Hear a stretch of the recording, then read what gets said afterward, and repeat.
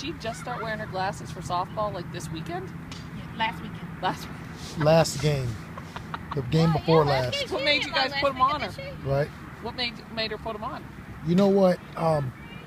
Because what Aubree is like Jim told me, it's either going to be a crack or she's swinging for the fences and strikes out. So right now she gets to be a little more selective and watch. Come on, kid.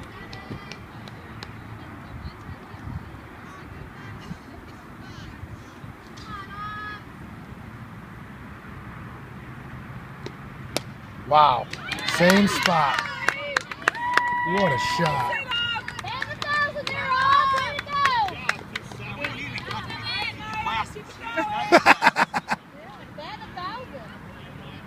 Aubree, give me 2 thumbs.